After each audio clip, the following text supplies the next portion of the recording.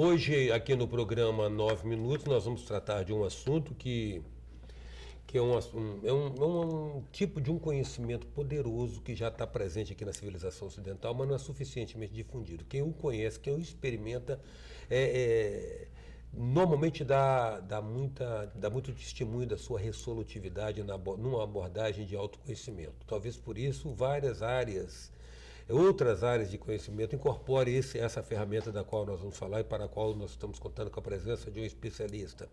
Eu me refiro ao Enneagrama e eu vou conversar com a especialista que trabalha com a aplicação dessa metodologia, a Edneia Firme. Edneia, eu estou falando a respeito de incorporação dessa ferramenta por outros, porque a gente sabe que religiões trabalham com isso, Igreja Católica trabalha com isso, Igreja Evangélica trabalha com isso. Eventualmente até existe modelos de abordagem em psiquiatria e psicanálise que trabalham com o Enneagrama. O que é o Enneagrama?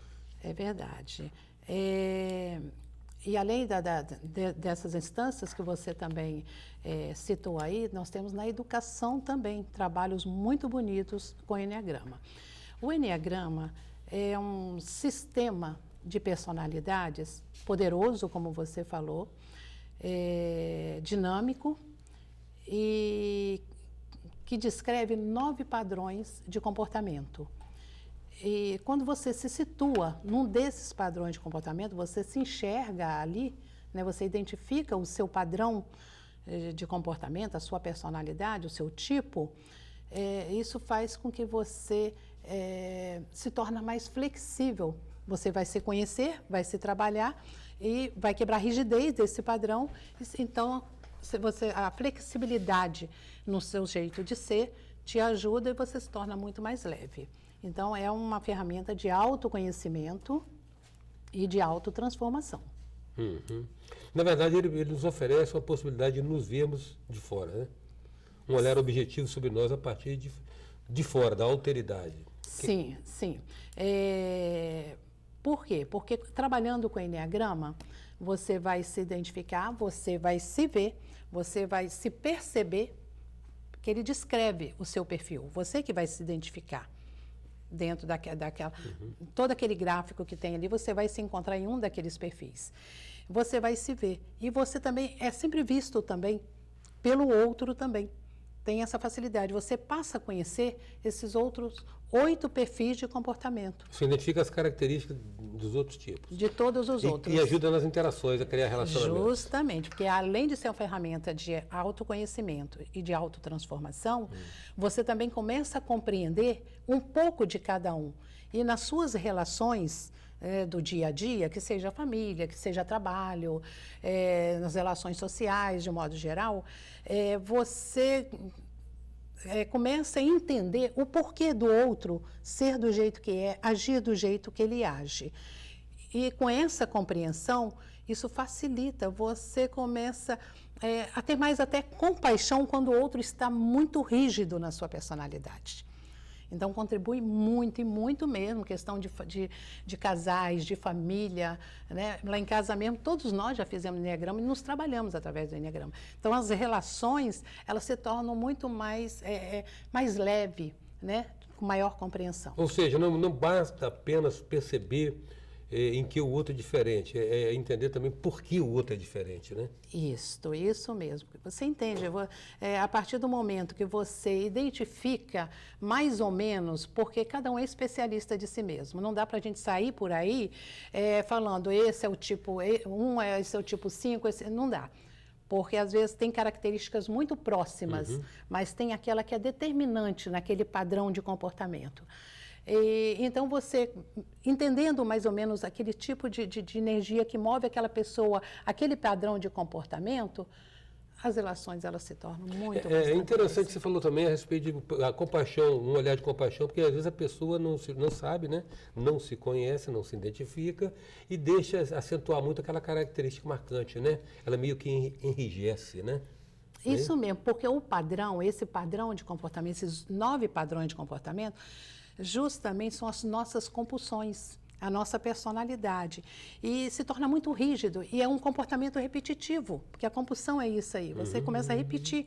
E no nosso dia a dia, né, por exemplo, você numa relação com a sua família, né, a esposa com o marido. Então está sempre... Mas eu não já falei com você sobre isso? E você, daqui a um pouco, você vai e repete aquele mesmo gesto. E aquilo cansa, né? Transborda. Então você começa a entender o porquê daquilo ali. Então você não cobra mais do outro, mas você compreende mais o outro. E aí você também muda o seu jeito de interagir com o outro. E você mudando o seu jeito de interagir com o outro, você contribui para que ele também se perceba. Porque enquanto ele ficar na cobrança, nos julgamentos, nas críticas, ele só reforça mais aquele comportamento dele também. Na verdade, você muda o tratamento, muda o outro, né? Muda o outro. Muda o outro. Agora existe modos também existe modos dos tipos do Enneagrama se relacionarem, né? Com o mundo e com a vida, com a predominância de um tipo mais pensante, um tipo mais emotivo, não existe? Existe, sim. O Enneagrama, como eu além, falei... Além dos 9 tipos, né? Isso. É uma ferramenta, como eu disse, é uma ferramenta poderosa e ela é muito rica e é muito precisa também, né? Então, além dos 9 padrões de comportamento, também trabalha com 3 centros de inteligência, né? É a inteligência emocional, é a inteligência intelectual e a inteligência instintiva. Então, nessa inteligência instintiva que está associada ao ventre, que é o agir, ação-agir. A inteligência emocional, que está ligada ao coração, que é o sentir. E a inteligência intelectual está ligada à cabeça, que é o pensar, né? Então, em cada centro desse de inteligência tem 3 tipos. 3 perfis de personalidade. E aí tem aquele, por exemplo, o instintivo é esse impulsivo, é o da ação. São 3 tipos de ação. Então, esse primeiro faz para depois pensar, para depois sentir. O da cabeça, ele pensa, é o que pensa muito. Para depois fazer, às vezes nem faz, né? E para depois sentir. E o do coração é aquele que chega no ambiente, chega na pessoa já sentindo. Depois que vai pensar e depois que vai fazer. Edneia, bom, você explicou mais ou menos o que são essa configuração dessa, eu chamaria isso de uma abordagem, né, que é o Enneagrama, nos tipos, no tipo de inteligência, nos tipos, os 9 tipos. Agora vamos tentar fazer uma breve descrição, porque a gente sabe que o Enneagrama cada tipo tem aquela compulsão predominante, né? Chamada paixão dentro da literatura do Enneagrama, né? Mas tem também na abordagem dualista, se tem uma paixão ou que seria um pecado, que na igreja a gente vai perceber depois dessas coincidências, tem também a virtude, né? Tem a virtude, a qualidade essencial, então, né? A característica essencial de cada perfil, de cada tipo. Sabendo também que, eu vou mostrar aqui na verdade, esse diagrama do Enneagrama, sabendo também que os tipos, eu acho que não existe, todos os tipos eles são influenciados pelos vizinhos, né? Sim, tem uma influência boa também dos vizinhos. São e isso é importante. Pelos vizinhos. E isso é importante. Ninguém é um tipo puro. Não. Aliás, todo o Enneagrama é cada um de nós.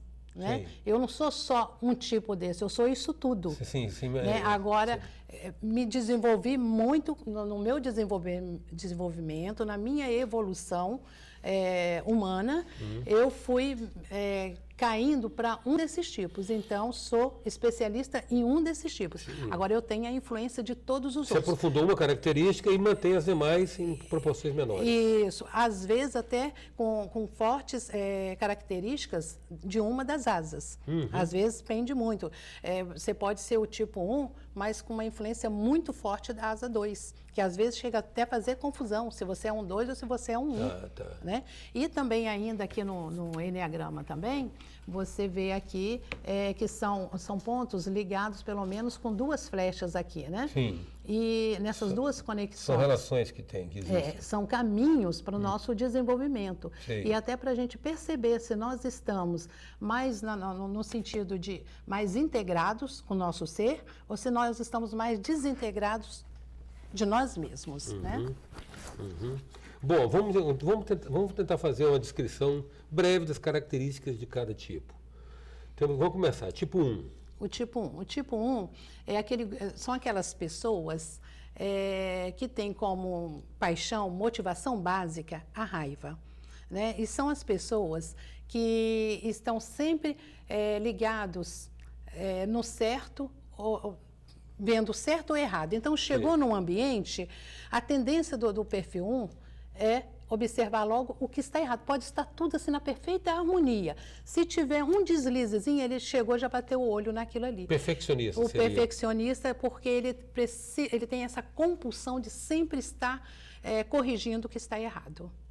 Então, a pessoa que está sempre fazendo, ele tem como se fosse o dever do fazer. Então, primeiro é esse dever do fazer. Primeiro, a obrigação e depois, que ele nunca tem tempo para o lazer. É o tipo 2.